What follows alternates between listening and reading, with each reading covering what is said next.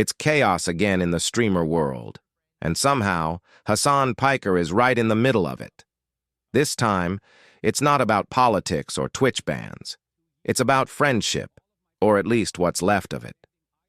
After weeks of mounting tension, Hasan finally snapped on stream, calling out his own friends for abandoning him when controversy hit.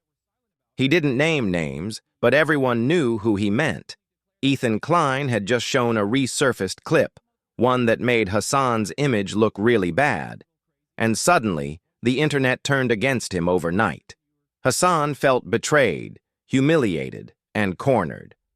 Meanwhile, Mizkif, who was once one of Hasan's closest allies, jumped in with a half-hearted defense that only fueled the drama more. Then came Emiru's reaction, Asmongold's commentary, and Sneako's mockery, all feeding into a growing narrative that Hasan's world was starting to collapse. It was like every old tension was bubbling back to the surface, from the Twitch or terrorist moment to the infamous dog zapper debate. Everyone had something to say, and while Hasan vented his frustration live, others quietly distanced themselves. Some say it's because he's become too unpredictable. Others think it's because the entire Twitch ecosystem is built on fragile friendships, alliances that only last until the next viral controversy.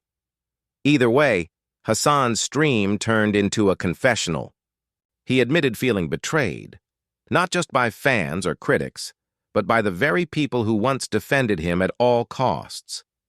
And as Ethan Klein doubled down, calling Hasan's behavior embarrassing and self-inflicted, Mizkif started to break down too, hinting that he might go nuclear with his own side of the story. The streaming world loves to act like a family, but when the spotlight gets too bright, everyone's true face starts to show. Hasan's biggest enemies aren't always his critics. Sometimes they're the people sitting right next to him on call. And that's the dark truth about the world Hasan helped build.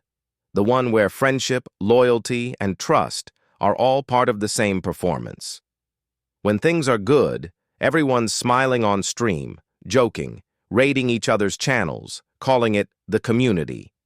But when the algorithm turns or a single clip goes viral, the same people who built that image together start tearing it apart, piece by piece. For Hasan, this wasn't just another PR headache. This was personal. He'd built his entire public persona around being honest, outspoken, and unapologetic, the guy who says what everyone else is afraid to say. But now, that image was being used against him. Every controversial clip, every heated debate, every offhand comment suddenly became ammo in a war he didn't even start. Ethan Klein, once his ally, wasn't holding back anymore. His viewers demanded accountability, and Ethan gave it to them, on stream, in front of hundreds of thousands of people. It wasn't just criticism, it was exposure. And for Hasan, who'd stood by Ethan through countless controversies of his own, from the Fresh and Fit fallout to the Olivia controversy, that betrayal hit deep. Meanwhile, Asmongold tried to play peacemaker. He went live talking about how streamers always eat each other alive, comparing Twitch drama to a reality show without a script. But even his attempt to calm things down only added more fuel. His chat flooded with comments blaming Hasan, mocking his ego, and calling him fragile. Then there was Sneako, who turned the situation into a circus. He clipped Hasan's emotional rant and used it in one of his TikToks, calling him the ultimate fake alpha. Within hours, the clip went viral. Overnight, the story wasn't about a disagreement, it was about Hasan's meltdown. And Mizkif? His silence said everything. For years, he'd been one of Hasan's biggest defenders, even during the Tax the Rich Mansion controversy when Hasan's political messaging and lifestyle clashed. But this time, Mizkif barely said a word. He claimed he was done with the drama, but behind the scenes, people noticed. He'd stopped liking Hasan's posts, stopped showing up on stream, stopped defending him altogether. That's when Hasan broke. He went live, staring into the camera, his voice shaking. He said, When everything's going good, they're all there. But the second something goes wrong, they ghost you. That's what this industry does. It wasn't his typical confident, fiery tone. It was raw, tired, and real. Because deep down, he knew this wasn't about one clip or one fight. It was the natural consequence of living every part of your life online. Every friendship, every betrayal, every meltdown becomes content. And in a world where everything's recorded, no one can ever truly move on. Ethan's audience wanted answers. Hasan's audience wanted revenge. And the rest of Twitch? They just wanted entertainment. In the end, nobody wins, except the algorithm. As the drama spiraled, Hasan took a few days off. When he came back, the chat was different. Fewer hearts, fewer Hasanabi W messages. More trolls, more tension. The energy had shifted. That's the thing about internet fame. It's built on momentum. Once you lose that, everything starts to crumble fast. And now, the same people who once called him the king of Twitch politics were asking if he was finished. But if there's one thing Hasan Piker has proven over and over, it's that he doesn't go down quietly.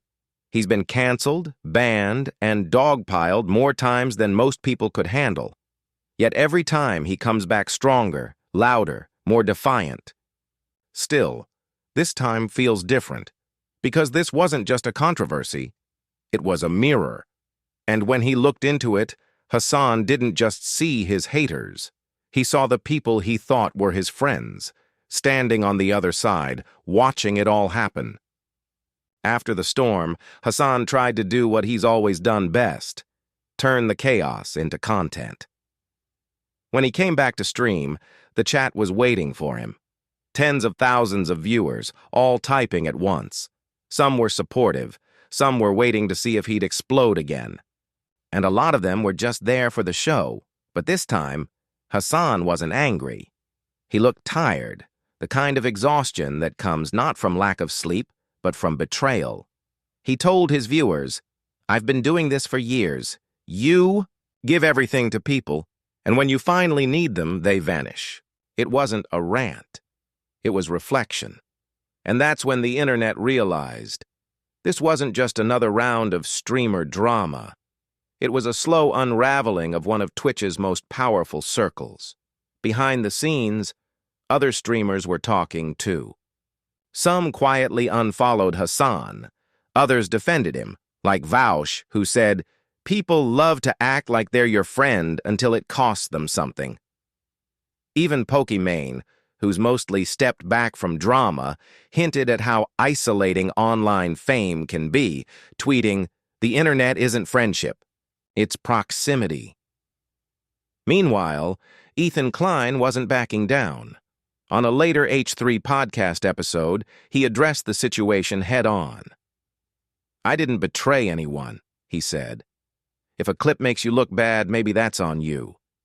He laughed, but you could feel the tension.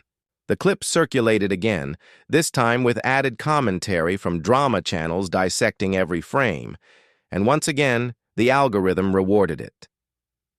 The whole saga, from Ethan's clip to Hasan's breakdown, was another example of how fragile the Twitch family really is. Behind the jokes, raids, and collabs, everyone's chasing the same thing, attention. And when attention shifts, so does loyalty. But Hasan isn't finished. If anything, this might be his reset moment, a chance to redefine who he is without the noise, the fake friendships, or the endless live stream drama. Because for all his flaws, he's still one of the few streamers who can make 1 million people listen, even when he's not saying what they want to hear. And maybe that's the irony. The same fire that keeps getting him into trouble is the same thing that keeps him relevant.